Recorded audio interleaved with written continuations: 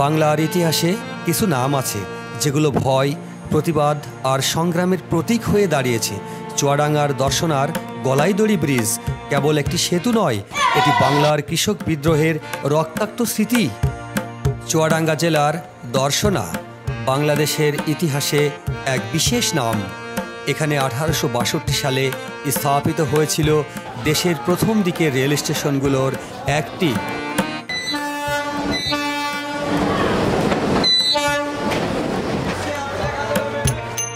রেলপথের মাধ্যমে ভারতবর্ষের সঙ্গে যোগাযোগ গড়ে ওঠে এখান থেকেই। একসময় এই দর্শনা হয়ে উঠেছিল বাণিজ্য, ব্যবসা আর সংস্কৃতির মিলনস্থল। রেল স্টেশন আর নদীপথ মিলে এই জনপদ পেয়েছিল নতুন জীবন।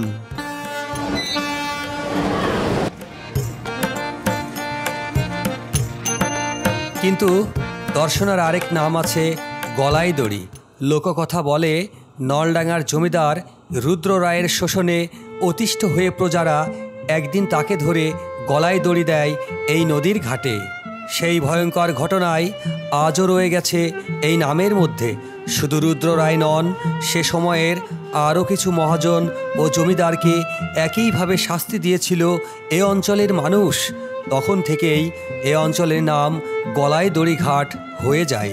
কালক্রমে গলাইদড়ি ঘাট নামটি হয়ে ওঠে প্রজাদের প্রতিবাদের প্রতীক, শোষণের বিরুদ্ধে ন্যায় বিচারের ডাক। আজকের দিনে গলাইদড়ি ব্রিজ যদিও কিছুটা ভাঙাচোরা, পাশেই নতুন একটি ব্রিজ তৈরি হয়েছে যা মানুষকে দৈনন্দিন যাতায়াতের সুবিধা দিচ্ছে।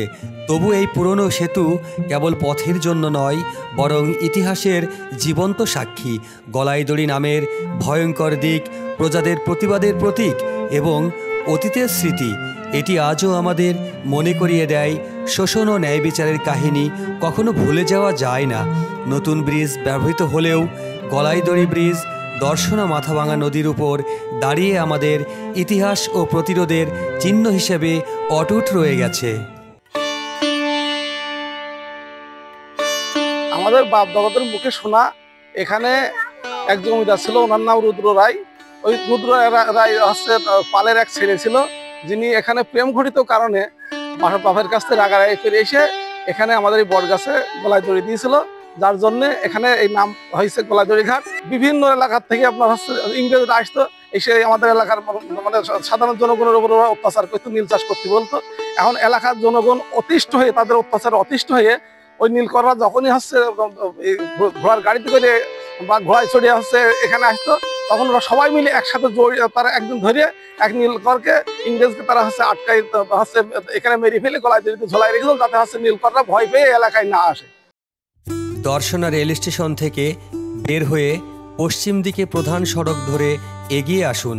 ভ্যান অথবা রিকশায় মাত্র 20 টাকা ভাড়ায় 2 কিলোমিটার রাস্তা অতিক্রম করে মাথাভাঙ্গা নদীর তীরে অবস্থিত গলাইদড়ি ব্রিজ খুব সহজেই পৌঁছে যাবেন।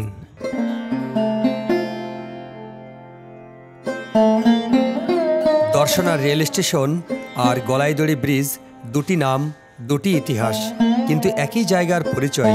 এগুলো শুধু স্থাপনা নয়, এগুলো সময়ের সাক্ষী। আজও দর্শনার বুক চিরে দাঁড়িয়ে আছে এই ব্রিজ, মনে করিয়ে দেয় বাংলার মাটিতে শোষণের শেকল ভাঙতে মানুষ কখনো পিছপা হয়নি। গলাইদড়ি একটি নাম, একটি প্রতীক আর একটি ইতিহাস। প্রিয় দর্শক, এতক্ষণ এটি দেখলেন, শুনলেন এবং অনুভব করলেন। যদি এটি ভালো লেগে থাকে তাহলে আমাদের চ্যানেলটি সাবস্ক্রাইব করে সঙ্গে থাকবার জন্য বিনীত অনুরোধ রইল। আবারও দেখা হবে, সে পর্যন্ত ভালো থাকবেন, সুস্থ থাকবেন। আল্লাহ হাফেজ।